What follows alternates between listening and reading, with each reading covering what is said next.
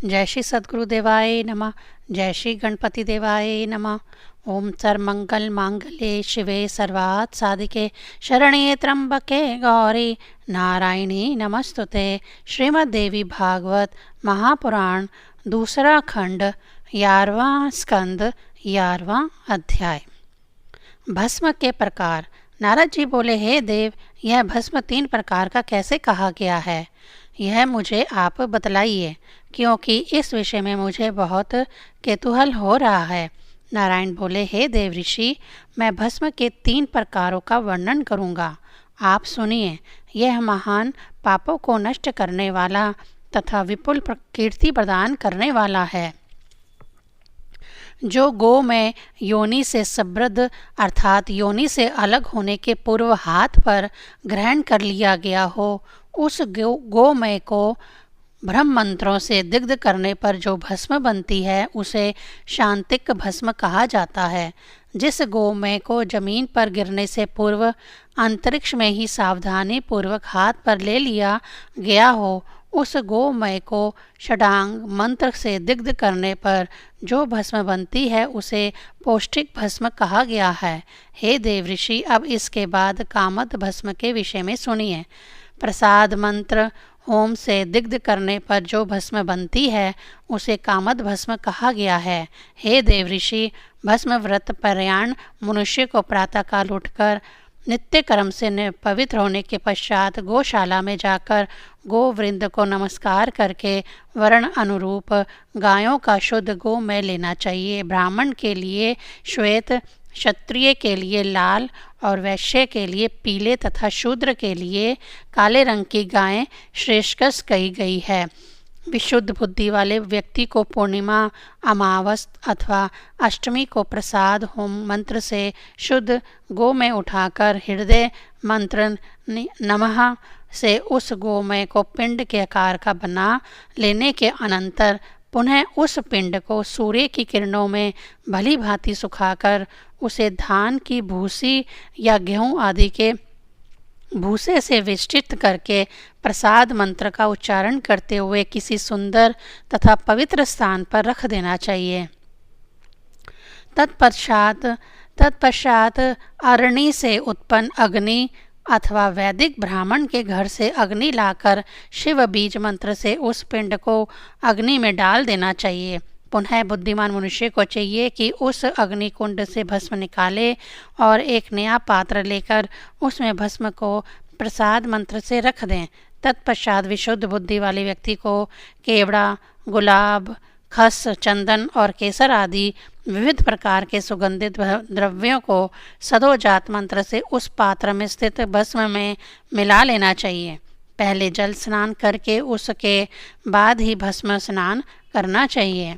यदि जल स्नान करने में किसी प्रकार की असमर्थता हो तो केवल भस्म स्नान ही करें।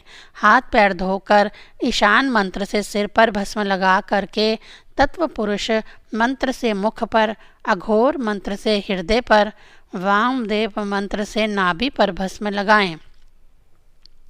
तदनंतर सधोजात मंत्र से शरीर के सभी अंगों पर भस्म लगाकर बुद्धिमान व्यक्ति को चाहिए कि पहले का धारण किया हुआ वस्त्र छोड़कर शुद्ध वस्त्र पहन ले। तत्पश्चात हाथ पैर धोकर आचमन करना चाहिए और यदि पूरे शरीर पर भस्म ना लगा सके तो केवल त्रिपुंड ही धारण कर लेने का भी विधान है। मध्याह्न के पूर्व भस्म को जल में मिलाकर तथा इसके बाद लगाना हो तो जल रहित यानी सूखा भस्म का त्रिपुंड, तर्जनी, अनामिका तथा मध्यमा इन तीनों उंगलियों से धारण करना चाहिए। सिर, ललाट, कान, कंठ, हृदय और दोनों बाहु ये त्रिपुंड धारण करने के स्थान बताए गए हैं। प्रसाद मंत्र का उच्चारण करते हुए 5 उंगलियों से सिर पर त्रिपुंड धारण करना चाहिए। साधक को चाहिए कि 3 उंगलियों तर्जनी, मध्यमा तथा अनामिका से शिरो मंत्र स्वाहा द्वारा ललाट पर त्रिपुंड लगाए। साधक को सधोजात मंत्र से दाहिने कान पर, वामदेव मंत्र से बाएं कान पर तथा अघोर मंत्र से कंठ पर मध्यमा उंगली द्वारा भस्म लगाना चाहिए। इसी प्रकार साधक को चाहिए कि हृदय मंत्र से तीनों उंगलियों द्वारा हृदय में तथा शिखा मंत्र से दाहिनी भुजा पर त्रिपुंड धारण करें। बुद्धिमान व्यक्ति को उन्हीं तीनों उंगलियों द्वारा कवच मंत्र से बाईं भुजा पर त्रिपुंड लगाना चाहिए और मध्यमा द्वारा ईशानः सर्व विद्यानामः इस मंत्र से नाभि पर भस्म धारण करना चाहिए। ये तीनों रेखाएं ब्रह्मा, विष्णु तथा महेश का स्वरूप मानी गई हैं। त्रिपुंड की पहली रेखा ब्रह्मा, उसके बाद वाली रेखा विष्णु तथा उसके ऊपर की रेखा महेश्वर का स्वरूप है। एक उंगली मध्यमा जो भस्म लगाई जाती है उस रेखा के देवता ईश्वर हैं।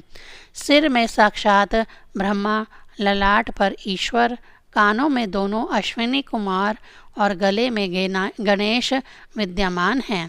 क्षत्रिय, वैश्य तथा शूद्र को सर्वांग में भस्म नहीं लगाना चाहिए और समस्त अन्य जातियों को मंत्रों का उच्चारण किए बिना ही भस्म धारण करना चाहिए। इसी प्रकार दीक्षा रहित मनुष्यों को भी मंत्र के बिना ही भस्म लगाना चाहिए। 11वां अध्याय संपूर्ण। 12वां अध्याय भस्म न धारण करने पर दोष। श्री नारायण बोले, हे देवऋषि, अब रहस्य तथा विधान के साथ भस्म लगाने से प्राप्त होने वाले समस्त फल के विषय में सुनिए। यह भस्मोद्दोलन सभी कामनाओं का सफल करने वाला है। कपिला गाय का स्वच्छ गोमय भूमि पर गिरने से पूर्व ही हाथों में ग्रहण कर लें। वह ना गीला हो, ना कठोर हो, ना दुर्गंध युक्त हो और ना बासी हो। यदि गोबर पृथ्वी पर गिर पड़ा हो तो ऊपर तथा नीचे का भाग छोड़कर बीज का अंश लेना चाहिए। तत्पश्चात उसे पिंड के कार का बनाकर मूल मंत्र से अभिमंत्रित करके शिव अग्नि में डाल देना चाहिए। जल जाने पर भस्म को निकालकर तथा उसे किसी शुद्ध वस्त्र से छानकर एक सुंदर, पवित्र, सुदृढ़, स्वच्छ, सम्यक प्रलाक्षित किए गए तथा प्रोक्षित भस्म पात्र में रख लें। मंत्र वक्ता को चाहिए कि मूल मंत्र का उच्चारण करके ही भस्म को पात्र में रखें।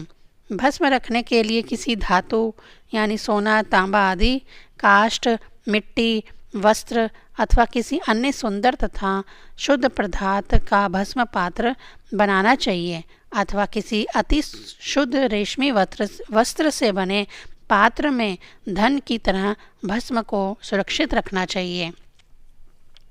कहीं प्रस्थान करते समय भस्म पात्र या तो स्वयं लिए रहें अथवा साथ चलने वाले अनुचर यानी सेवक इसे लिए रहे। इसे ना किसी अयोग्य व्यक्ति के हाथ में दें और ना तो किसी अपवित्र स्थान पर ही रखें। शरीर के नीचे के अंग, पैर आदि ये भस्म को ना तो स्पर्श करें, ना तो उसे फेंकें और ना ही तो लांघें। उस पात्र में भस्म निकालकर अभिमंत्रित करने के बाद ही उसे धारण करना चाहिए। विभूति धारण की जो विधि स्मृति ग्रंथों में बताई गई है मैंने उसी का वर्णन किया है, जिसके अनुसार आचरण करने से मनुष्य शिव तुल्य हो जाता है। इसमें संदेह नहीं है। भगवान शिव की सन्निधि में वैदिक शिव भक्तों द्वारा बनाए गए भस्मों को ही परम श्रद्धा के साथ ग्रहण करना चाहिए और उसे मांग कर उसकी पूजा करनी चाहिए। तंत्र शास्त्र में कही गई विधि से तांत्रिक पूजकों द्वारा निर्मित किया गया भस्म तांत्रिकों के लिए ग्राह्य है, वैदिकों के लिए नहीं। वैदिकों को चाहिए कि वे शूद्रों, कपालिकों तथा पखंडियों द्वारा ग्रह्य तथा जिस किसी को भी दिए जाने वाले भस्म को ग्रहण न करें। सभी को अत्यंत श्रद्धा पूर्वक त्रिपुंड धारण करना चाहिए और मन से भी भस्म का तिरस्कार नहीं करना चाहिए। श्रुति के द्वारा इसका विधान किया गया है, अतः भस्म का त्याग करने वाला पतित हो जाता है। द्विज को भक्ति पूर्वक मंत्रोच्चारण के साथ त्रिपुंड धारण करना चाहिए तथा शरीर पर भस्म का अनुलेपन करना चाहिए। इसका परित्याग करने वाले का पतन हो जाता है। जो लोग भक्ति पूर्वक सभी अंगों में भस्म नहीं लगाते तथा त्रिपुंड धारण नहीं करते, करोड़ों जन्मों में भी इस संसार में उनकी मुक्ति नहीं हो सकती। हे मुनिवर, जिस मनुष्य ने विहत मार्ग से भस्म धारण नहीं किया, हे मुने, आप उसके जन्म को सूअर के जन्म की भांति निरर्थक समझिए। जिन मनुष्यों का शरीर बिना त्रिपुंड के रहता है, उनका शरीर शमशान के तुल्य होता है। पुण्यात्मा व्यक्तियों को ऐसे शरीर पर दृष्टि तक नहीं डालनी चाहिए। भस्म रहित मस्तक को धिक्कार है, शिवालय वहीन ग्राम को धिक्कार है, शिव अर्चन से विमुख व्यक्ति के जन्म को धिक्कार है तथा शिव का आश्रय प्रदान न कराने वाली विद्या को धिक्कार है। जो लोग त्रिपुंड की निंदा करते हैं वे वस्तुतः शिव की ही निंदा करते हैं, और जो लोग भक्ति पूर्वक त्रिपुंड धारण करते हैं वे मानो साक्षात शिवजी को ही धारण करते हैं। जिस तरह अग्निहोत्र किए बिना ब्राह्मण सुशोभित नहीं होता, उसी प्रकार भस्म रहित होकर किया गया शिव अर्चना शोभा नहीं देता, चाहे वह सभी पूजन उपचारों के साथ ही क्यों ना किया गया हो। जो लोग श्रद्धा पूर्वक अपने सर्वांग में भस्म नहीं लगाते तथा त्रिपुंड धारण नहीं करते, उनके द्वारा पूर्व में किया गया समस्त सत्कर्म भी विपरीत हो जाता है। वेद मंत्र के साथ ही भस्म से त्रिपुंड धारण करना चाहिए। वेदोचित आचार के बिना त्रिपुंड धारण करना स्मरणार्थों के लिए अनर्थकारी होता है। जो त्रिपुंड धारण नहीं करता उसके द्वारा किया गया कृत्य ना किए हुए के समान, सुना गया वेद वचन ना सुने हुए के समान तथा आधीत शास्त्र अध्ययन न किए हुए के समान हो जाता है। जो त्रिपुंड धारण नहीं करता उसके यज्ञ, दान, वेद अध्ययन, तपस्या, व्रत तथा उपवास ये सभी व्यर्थ हो जाते हैं। जो मनुष्य भस्म धारण का त्याग करके मुक्ति की अभिलाषा रखता है वह मानो विष पान करके अपने को अमर करना चाहता है। सृष्टिकर्ता ने मस्तक की सृष्टि के बहाने ही त्रिपुंड धारण करना बतला दिया है, इसीलिए उन्होंने मस्तक को तिरछा तथा ऊंचा बनाया है, गोल नहीं। सभी देहधारियों के ललाट पर तिरछी रेखाएं स्पष्ट रूप से दिखाई पड़ती हैं, फिर भी मूर्ख मनुष्य त्रिपुंड धारण नहीं करते। ब्राह्मण बिना तिरछा त्रिपुंड धारण किए जो कुछ भी अनुष्ठान करता है वह ना तो ध्यान है, ना तो मोक्ष है, ना तो ज्ञान है और ना तप ही है। जिस तरह शूद्र वेद के अध्ययन का अधिकारी नहीं है, उसी प्रकार बिना त्रिपुंड धारण किए ब्राह्मण शिव की पूजा का अधिकारी नहीं है।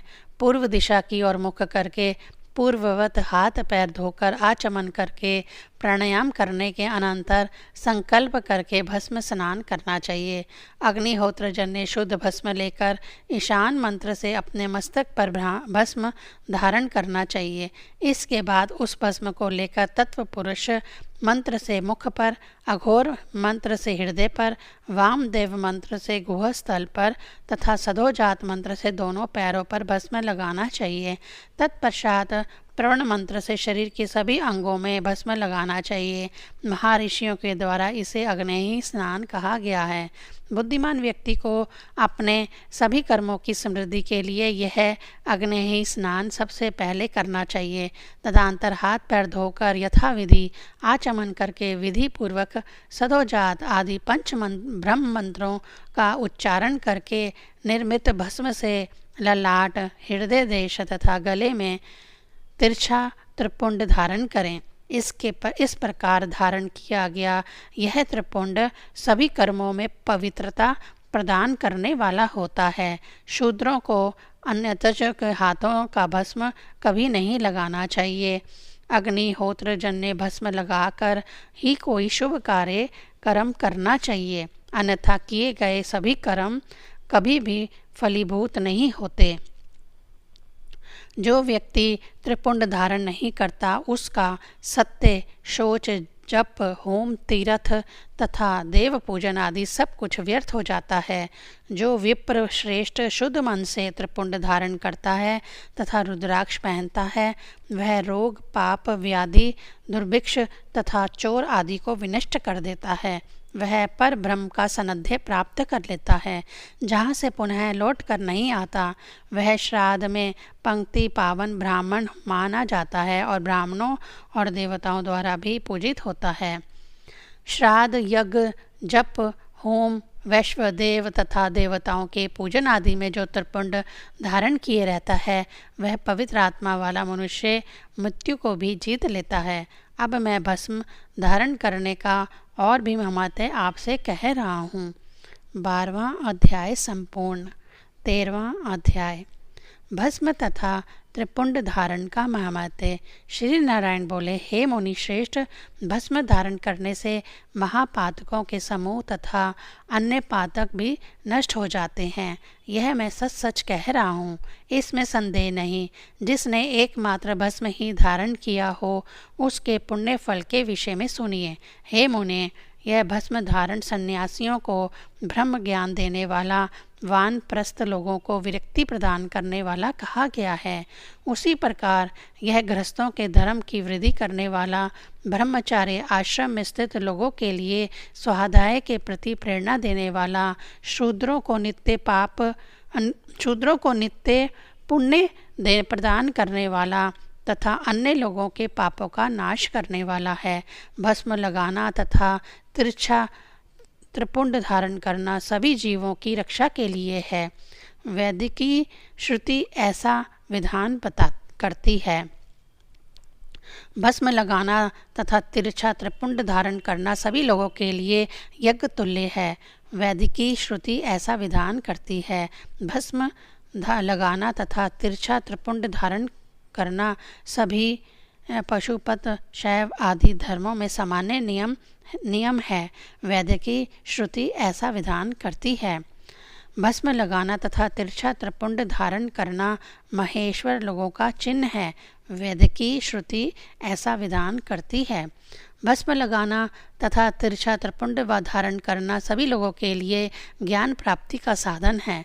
वैदिकी श्रुति ऐसा विधान करती है। शंकर, विष्णु, ब्रह्मा, इंद्र, हिरण्यगर्भ तथा उनके अवतारों ने और वरुण आदि देवताओं ने भी त्रिपुंड तथा उद्दलन के रूप में भस्म धारण किया था। देवी पार्वती, लक्ष्मी, सरस्वती, अन्य सभी देव आंगनाओं तथा अन्य आस्तिक जनों ने त्रिपुंड तथा उद्दोलन के रूप में भस्म धारण किया था। यक्ष, राक्षस, गंधर्व, सिद्ध, विद्याधर तथा मुनि आदि ने भी अपने शरीर पर भस्म तथा त्रिपुंड धारण किया था।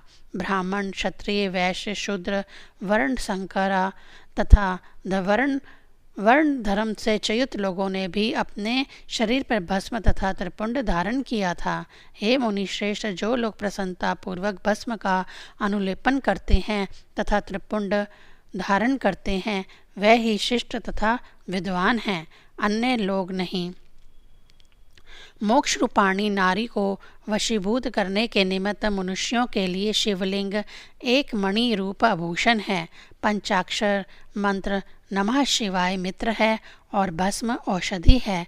जहाँ मूर्ख या पंडित कोई भी अपने शरीर में भस्म धारण करके भोजन करता है, वह मानो वृषध्वज महादेव अपनी भार्या पार्वती के साथ भोजन करते हैं। जो मनुष्य सर्वांग में भस्म धारण करने वाले का अनुगमन करता है, वह सब पापों से युक्त होने पर भी शीघ्र ही सबका पूजनीय हो जाता है। जो मनुष्य सर्वांग में भस्म धारण करने वाले की श्रद्धापूर्वक स्तुति करता है, वह सभी पापों से युक्त होने पर भी शीघ्र ही सबके द्वारा पूजित होता है। जिसने त्रिपुंड धारण करने वालों को केवल भिक्षा भर दे दी, उसने मानो वेदों का अध्ययन कर लिया, संपूर्ण श्रुतियों को सुन लिया तथा सभी धार्मिक कार्यों को कर लिया।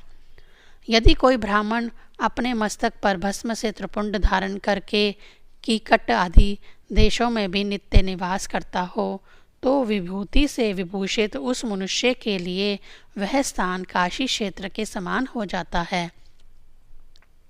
कोई मनुष्य आचारवान हो या आचारहीन, योग संपन्न हो या योग लक्षणों से रहित, यदि उसने केवल भस्म मात्र धारण किया है, तो वह मेरे पुत्र ब्रह्मा के समान पूजनीय है। छगन से भी यदि कोई व्यक्ति ऐश्वर्यमय भस्म धारण करता है, तो वह भी उस गति को प्राप्त करता है जो सैकड़ों यज्ञ करने से भी प्राप्त नहीं की जा सकती। जो भस्म धारण करने वाले के संपर्क से विनोद में अथवा भय से ही विधि पूर्वक भस्म धारण करता है, वह मेरी तरह पूजनीय हो जाता है। यह भस्म ब्रह्मा, विष्णु, महेश, अन्य देवगण, पार्वती, महालक्ष्मी तथा सरस्वती की तृप्ति का कारण है। जो पुण्य त्रिपुंड धारण करने से प्राप्त होता है, वह पुण्य न दान से, न यज्ञ से, न दुस्सह तपस्याओं से और ना तो तीर्थ यात्रा से ही प्राप्त होता है।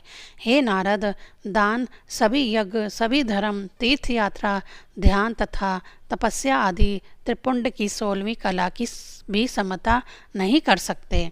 जिस प्रकार राजा अपने चिन्ह से अंकित व्यक्ति को स्वजन समझता है, उसी प्रकार भगवान शिव त्रिपुंड चिन्ह धारण करने वाले को सदा अपना मानते हैं। द्विजाति ब्राह्मण, क्षत्रिय, वैश्य अथवा अन्य किसी जाति का मनुष्य यदि शुद्ध मन से भस्म द्वारा त्रिपुंड का चिन्ह धारण करे तो भगवान शिव उसके वशीभूत हो जाते हैं। जिसने समस्त आश्रमों के आचारों का त्याग कर दिया हो है तथा समस्त नित्य नैमित्तिक क्रियाओं को छोड़ दिया है, वह भी यदि एक बार त्रिपुंड चिन्ह धारण कर ले तो वह मुक्त हो जाता है। हे नारद, इस त्रिपुंडधारी के ना तो ज्ञान की, ना उसके कुल की और ना तो उसके वृत्त की ही परीक्षा करें, क्योंकि वह तो अपने त्रिपुंड अंकित मस्तिष्क के कारण ही पूज्य है। शिव मंत्र से बढ़कर दूसरा कोई मंत्र नहीं है। शिव के समान कोई दूसरा देवता नहीं है। शिव के पूजन से बढ़कर कोई पुण्य नहीं है और भस्म से बढ़कर कोई तीर्थ नहीं है। रुद्र अग्नि का जो परम तीर्थ है उसे ही भस्म कहा गया है। वह सभी प्रकार के कष्टों का नाश करने वाला तथा सभी पापों का शोधन करने वाला है। अनंतज्ञ, निर्धन, मूर्ख अथवा पंडित कोई भी हो, वह नित्य भस्म धारण करके जिस देश में निवास करता है, सदाशिव महादेव सभी भूतगणों को साथ में लेकर सभी तीर्थों सहित पार्वती के साथ उस स्थान पर सदा विराजमान रहते हैं। कामदेव को भस्म करने वाले भगवान शिव के अंग के भूषण स्वरूप तथा पंच शिव मंत्रों से पवित्र की गई यह भस्म राशि त्रिपुंड में ललाट पर धारण करने से ललाट पट्ट पर विधाता के द्वारा लिखे गए अभाग्य सूचक अक्षरों को भी मिटा देती है। 13वां अध्याय संपूर्ण। ओम ऐं ह्रीं क्लीं चामुंडाये विच्चे।